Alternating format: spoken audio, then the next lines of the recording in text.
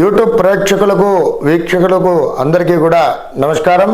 కార్యక్రమాన్ని ప్రారంభించేటువంటి ముందు చక్కటి శ్లోకంతో కార్యక్రమాన్ని ప్రారంభం చేసుకుందాం. శ్రీ విద్యాం జగదాందాత్రిం స్వర్గస్థితే లయేశ్వరిం నమామి లలితా నిత్యం మహాత్రిపుర సుందరీం చతుర్భుజే చంద్రకళావదాంసే కుచున్నదే కుంకుమారాకచూనే పుండ్రక్షుభాషాంబుజపుష్పవానాం హస్తే నమస్తే జగదే కమాతా జ్ఞానానందమయం దేవం నిర్మలాస్ఫటికాకృతిం ఆధారం సర్వ విద్యానాం హయగ్రీవముపాస్మయే. జై శ్రీమన్నారాయణ. ఈరోజు మరి ముఖ్యమైనటువంటి విషయం ఏమిటి అనగా, మేషాది ద్వాదశ రాశుల వారు అందరూ కూడా ముఖ్యంగా బంగారం విషయంలో, అంటే తాకట్టులో ఉన్నటువంటి బంగారం అతి శీఘ్రంగా విడిపించుకోవడానికి, అలాగే బంగారం కొనుక్కోవడానికి, అలాగే మంచి ధనాభివృద్ధి కలగడానికి, మరి అలాగే విశేషంగా మంచి పేరు ప్రఖ్యాతులు సంపాదించుకోవడానికి, అలాగే కాలము ధనము వృధా కాకుండా ఉండుటకు, మరి అలాగే మన ఇంట్లో పోయినటువంటి వస్తువులు కానివ్వండి, వ్యక్తులు కానివ్వండి, అతి శీఘ్రంగా మనకు సంప్రాప్తించడానికి తగు నివారణోపాయాలు, మరి మీరు పాటించవలసినటువంటి నియమాలు ఏమిటి, ఏ దేవతను ఆరాధన చేసుకుంటే మీకు విశేషంగా ఈ విషయాలలో మంచి అభివృద్ధి కలుగుతుంది, తాకట్టులో ఉన్నటువంటి బంగారం ఎలా త్వరగా విడిపించుకుంటారు, అలాగే బంగారం కొనుగోలు చేయడం కానివ్వండి, మరి మంచి ధనాభివృద్ధి కలగడానికి కానివ్వండి, విశేషంగా మరి మంచి పేరు ప్రఖ్యాతులు సంపాదించుకోవడానికి పరిహార మార్గాలు, దేవతారాధన ఏవి చేసుకుంటే మీకు బాగా ఉపకరిస్తాయి అనేటువంటి విషయాలలో ఈరోజు వీడియో ప్రారంభం చేసుకుంటున్నాము. తులారాశి వారికి ముఖ్యంగా ఎవరైతే బంగారం తాకట్లో పెట్టి ఉంది దాన్ని త్వరగా విడిపించుకోవాలి, అలాగే బంగారు కొనుగోలు చేయడానికి, అలాగే అప్పులు త్వరగా తీరిపోవడానికి, కాలాన్ని ధనాన్ని సక్రమంగా సద్వినియోగం చేసుకునే విధంగా మనం ప్రభావితులు కావడానికి, పోయినటువంటి వస్తువులు కానివ్వండి, వ్యక్తులు కానివ్వండి తిరిగి త్వరగా సంప్రాప్తించుకోవడానికై పరిహార మార్గాలు ఏమిటి, ఏ దేవత ఆరాధన చేసుకుంటే బాగుగా ఉంటుంది అనేటువంటిది ఈ వీడియోలో తెలుసుకుందాం. మరి తులారాశి వారు ఏ నక్షత్రాల వారు అవుతున్నారయ్యా అని కనుక గమనించినట్లయితే, చిత్తా నక్షత్రం 3, 4 పాదముల వారు, అలాగే స్వాతి నక్షత్రం 1, 2, 3, 4 పాదములు, విశాఖ నక్షత్రం 1, 2, 3 పాదముల వారు కలిసి తులారాశి వారు అవుతున్నారు. వీరి యొక్క జాతక లక్షణాదులు గనక గమనించినట్లయితే, వీరు వేద బ్రాహ్మణులను సాధు సత్పురుషులను పూజించేటువంటి వారు, ప్రతిభావంతులు, అలాగే కండబలం కన్నా గుండె బలం వీరికి చాలా ఎక్కువగా ఉంటుంది, అలాగే దేహబలం కన్నా బుద్ధి బలం ఎక్కువ వీరికి, అలాగే ఇతరుల సహాయ సహకారాలు పొందకనే మంచి అభివృద్ధిలోనికి వస్తారు, అలాగే స్వయం కృషితో ధనార్జన చేసేటువంటి వారు, ధనవంతులు, గుణవంతులు, వ్యాపారం నందు విశేషమైనటువంటి నైపుణ్యం కలిగినటువంటి వ్యక్తులుగా ఉంటారు, మంచి వ్యాపార దక్షత తెలిసినటువంటి వారుగా ఉంటారు, అలాగే బంధువులకు ఉపకారిగా ఉంటారు. వీరికి వివిధ రకాలైనటువంటి శాస్త్రాలు, అలాగే లలిత కళలందు ఆసక్తి ఎక్కువగా ఉంటుంది. మరి నృత్య, గీత, వాయిద్య, చిత్రలేఖనాది, అలాగే జెమ్స్ అండ్ జ్యువెలరీ వ్యాపారాలు స్థాపించడానికి కానివ్వండి, జల అలాగే వివిధ రంగాలలో మంచి నిష్ణాతులుగా ఉంటారు, వ్యాపారంలో మంచి పేరు ప్రఖ్యాతులు అనేటువంటివి సంపాదిస్తూ ఉంటారు. ఇవి వీరి యొక్క లక్షణాలు. ఇక తులారాశి వారు ముఖ్యంగా ఏమిటనగా, మరి నేను చెప్పినటువంటి విధంగా బంగారం ఏమిటి త్వరగా విడిపించుకోవడానికై, బంగారం కొనుగోలు చేయడానికై, అప్పులు తీర్చడానికై ముఖ్యంగా తులారాశ్యాధిపతి అయినటువంటి శుక్రగ్రహాన్ని ఆరాధన చేసుకోండి ప్రతినిత్యము. అలాగే శుక్రగ్రహ ధ్యాన శ్లోకాన్ని ప్రతినిత్యము కూడా పఠించండి. మరి శుక్రుడికి ప్రీతికరమైనటువంటివి శుక్రవారం రోజున తెలుపు రంగు వస్త్రములో బొబ్బర్లు కేజింబావు పెట్టి బ్రాహ్మణోత్తముడికి దానం చేయండి.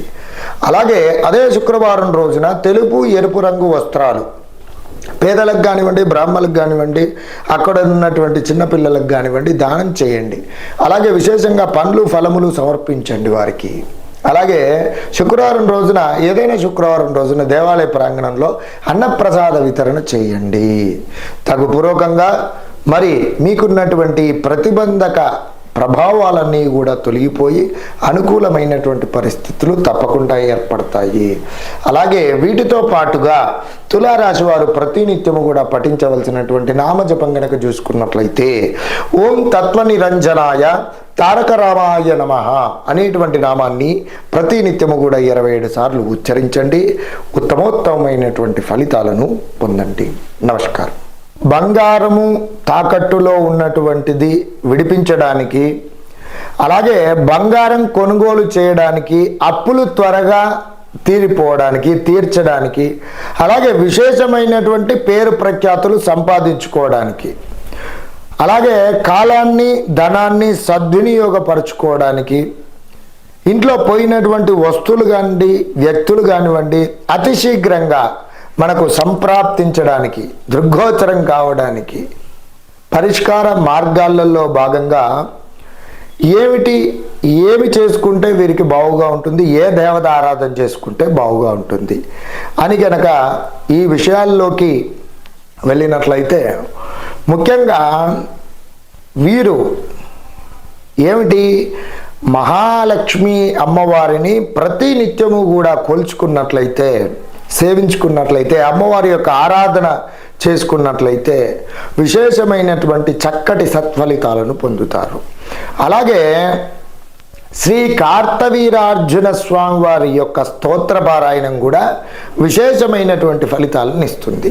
అలాగే శ్రీ కార్తవీరార్జున స్వామి వారిని కూడా ఆరాధన చేసుకోవడం, మరి వారి యొక్క స్తోత్ర పారాయణల పూర్వకంగా చక్కటి ఫలితాలను అనేటువంటివి పొందుతారు. ఇక పరిహార మార్గాలలో భాగంగా చక్కటి పరిహారం ఏమిటి అనగా, ఈ బాధలతో బాధపడుతున్న వారు ఎవరైతే ఉన్నారో ముఖ్యంగా 9 శుక్రవారములు విశేషంగా నేను చెప్పినటువంటి పరిహార మార్గాలు అనేటువంటి ఏవైతే ఉన్నాయో అవి పాటించండి. ఏమిటనగా మొదటగా ఏదైనా శుక్రవారము రోజున విశేషంగా మీ ఇంట్లో బంగారంతో కానీ వెండితో కానీ మహాలక్ష్మి అమ్మవారి యొక్క ప్రతిమ ఉన్నట్లయితే, లేదంటే నాణ్యం రూపకంగా కానీ ఉన్నట్లయితే మంచిగా ఒక చక్కటి రాగి పాత్ర కానీ ఇత్తడి పాత్ర కానీ, మరి విశేషంగా ఆ పాత్రలో అమ్మవారికి విశేషంగా పంచామృత అభిషేకాదులు చేయించి చక్కగా గంధము కుంకుమ అలంకరణ చేసుకుని పూజామందిరంలో విశేషంగా అమ్మవారికి మరి బిల్వపత్రములతో అర్చించండి. అలాగే ఆ రోజున ఒక ముడుపు కట్టవలసి ఉంటుంది.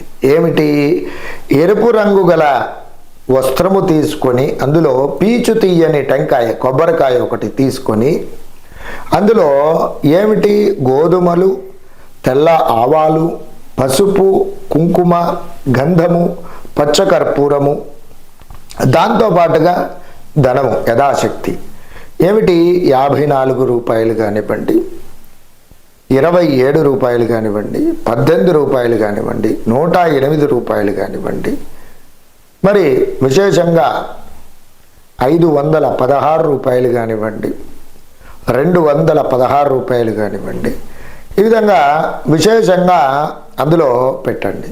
దాంతో పూర్వకంగా తృణమాత్రము బంగారం రేకు కానివ్వండి, చిన్న ఇసుమంత బంగారం అందులో వేసి యథాశక్తిగా ముడుపు కట్టండి. చక్కగా కట్టి గంధము కుంకుమతో అలంకరణ చేసి ఇప్పుడు అమ్మవారి యొక్క అభిషేకం చేసుకున్నటువంటి విగ్రహం ఉంది కదా, అక్కడ బిల్వా పత్రాలతో అర్చించి పెట్టుకున్నారు కదా, అక్కడే ఒక పక్కన భద్రపరచండి. చక్కగా మరి విశేషంగా అదే రోజున ఏమిటి అని అంటే, ఇది ఈ ఎరుపు రంగు వస్త్రంతో కట్టినటువంటి ముడుపు ఏదైతే ఉందో చక్కగా భద్రపరచుకొని అక్కడ పెట్టండి. ఇక ఇది ఒకసారి కడితే సరిపోతుంది. ఇక ఈ 9 శుక్రవారములను కూడా ఇది చాలా బాగుగా గుర్తుంచుకోండి. ఈ 9 శుక్రవారములు కూడా ఇది జాగ్రత్తగా చేయండి. ఏమిటి అనగా, ఆవు పాలు తీసుకొని గోధుమ పిండి కానీ బియ్యం పిండి కానీ తీసుకోండి, యథాశక్తి తీసుకొని బాగా కలిపి దాన్ని దీపారాధన చేసుకునేటువంటి ప్రమిదలాగా తయారు చేసుకొని ఇప్పుడు అమ్మవారికి అభిషేకం చేసుకొని పెట్టుకున్నారు కదా, ఆ విగ్రహానికి ముందుగా ఏమిటి అది ఏర్పాటు చేసుకొని అందులో ఆవు నెయ్యి వేయండి. అలాగే ఎర్రని ఒత్తి చేసి వేయండి. లేదంటే దొరికినట్లయితే తామర ఒత్తులు, విశేషంగా ఆ తామర ఒత్తులు తీసుకొని అందులో పెట్టి గంధము పుష్పముతో మంచిగా అలంకరణ చేసుకొని దీపారాధన చేయండి. మరి ఆ విధంగా చేసి ఏమిటి విశేషంగా 18 పర్యాయములు లేదా 9 సార్లైనా సరే మంచి విశేషంగా శంకరాకృత విరచితమైనటువంటి ఏమిటి కనకదార స్తోత్రము పారాయణ చేయండి. ఏమిటి 9 పర్యాయములు కానివ్వండి, 18 పర్యాయములు కానివ్వండి, విశేషంగా కనకదార స్తోత్రము పారాయణం చేసి శ్రీ సూక్తం కూడా పారాయణం చేయండి. చేసి అమ్మవారికి విశేషంగా అక్కడ కుంకుమార్చన చేయడం, అమ్మవారికి బిల్వ పత్రాలు సమర్పించడం, అలాగే ఎర్ర మందార పూలు కానివ్వండి, ఎర్ర గులాబీ పూలు కానివ్వండి, మరి విశేషంగా కమల పుష్పాలు కానివ్వండి అమ్మవారికి సమర్పించండి. ధూపము దీపము యథాశక్తి అమ్మవారికి కూడా ప్రీతికరమైనటువంటి ఏమిటి వస్త్రాలు సమర్పించండి. ఎర్రటి వస్త్రాలు, ఎర్రటి గాజులు, అలాగే విశేషంగా తాంబూలము, మరి పండ్లు ఎర్రటివి సమర్పించి నివేదన చేసి ఆ రోజు నివేదనగా ఏమిటంటే పాలు పచ్చకర్పూరము తేనె కలిపి ఏమిటి నివేదన చెయ్యండి. చేసి విశేషంగా ఇక నీరాజన మంత్రపుష్పము చేసేసి చక్కగా తీరికను తీసుకోండి. అలాగే యథావిధిగా ఈ 9 శుక్రవారములను కూడా మధుమాంస భక్షణ చేయరాదు. అలాగే విశేషంగా అల్లము వెల్లుల్లి వాడనటువంటి పదార్థాలు సేవించడము, మరి ఏకభుక్తం చేయడం పూర్వకంగా తప్పకుండా మహాలక్ష్మి అమ్మవారి యొక్క అనుగ్రహం అనేటువంటిది లభిస్తుంది. అలాగే ఇంకా ఈ వీలైతే ప్రతి నిత్యము కూడా ఇంట్లో ఏమిటి అనగా రాళ్ళ ఉప్పుతో ఇది నీళ్ళలో వేసి చక్కగా ఇల్లు తొడవండి ప్రతినిత్యం. అలాగే ఇంట్లో ప్రతినిత్యము కూడా లేదంటే ప్రతి శుక్రవారం అయినా సరే వీలైతే ప్రతిరోజు వేసుకున్నా చాలా మంచిది. పచ్చకర్పూరంతో ధూపం వేయండి ఇంట్లో. దీనివల్ల ఇంట్లో ఉన్నటువంటి నెగిటివ్ ఎనర్జీ బయటికి వెళ్ళిపోయి చక్కటి ప్రశాంతమైనటువంటి అనుకూలమైనటువంటి వాతావరణం ఏర్పడుతుంది. ఇక దీంతో పూర్వకంగా ఏమిటి ఈ 9 శుక్రవారాలలో విశేషంగా బ్రాహ్మణులకు కానివ్వండి, పేదలకు కానివ్వండి, వృద్ధులకు కానివ్వండి ఎరుపు రంగు వస్త్రాలు పళ్ళు దానం చేయండి. అలాగే మహాలక్ష్మి అమ్మవారి యొక్క దేవాలయంలో ఒకసారి అన్న సంతర్పణ కార్యక్రమం నిర్వహించండి. అలాగే ఈ 9 శుక్రవారములు కూడా ఈ విధంగా ఇంట్లో పూజ చేసుకుంటూ కనకదార స్తోత్ర పారాయణం, శ్రీ సూక్త పారాయణం చేసుకుంటూ కూడా మహాలక్ష్మి అమ్మవారి యొక్క దేవాలయ సందర్శన చేసుకోండి. అలాగే ఈ విధంగా మరి అమ్మవారి యొక్క దేవాలయంలో తమకు తోచిన విధంగా పేదలకు వృద్ధులకు మరి విశేషమైనటువంటి దాన ధర్మాదులు చేయండి. ఈ విధంగా చేసుకున్నట్లయితే చక్కగా ఆ మహాలక్ష్మి అమ్మవారి యొక్క అనుగ్రహం అనేటువంటి తప్పకుండా లభిస్తుంది. తగుపూర్వకంగా విశేషమైనటువంటి ఫలితాలను తప్పకుండా అనుభవిస్తారు. దాంతోపాటుగా ప్రతి శుక్రవారమును కూడా మహాలక్ష్మి అమ్మవారి యొక్క నామజపం చేసుకోవాల్సి ఉంటుంది. అది ఏమిటి? చక్కగా ఓం శ్రీం శ్రీ కమలవాసిన్యై నమః, ఓం శ్రీం శ్రీ కమలవాసిన్యై నమః ప్రతి నిత్యము కూడా 108 సార్లు చేసుకోవడం ఉత్తమం. లేదంటే ఈ 9 శుక్రవారములు కూడా ఎవరైతే పూజ చేస్తున్నారో చక్కగా కనీసం ఆ శుక్రవారం రోజునైనా సరే ఈ యొక్క నామాన్ని 108 సార్లు పఠించండి. దాంతో పూర్వకంగా శ్రీ కార్తవీరార్జున స్వామి వారి యొక్క నామజపం కూడా జపించండి. ఏమిటి అనగా సుమంతో సుమంతో శ్రీ కార్తవీర్యార్జునాయ నమః. మరొక్క మాట చెప్తున్నాను, సుమంతో సుమంతో శ్రీ కార్తవీర్యార్జునాయ నమః అనేటువంటి నామాన్ని కూడా 108 సార్లు జపించండి. చక్కటి ఫలితాలను పొందండి. సర్వే జన సుఖినో భవంతు. నమస్కారం.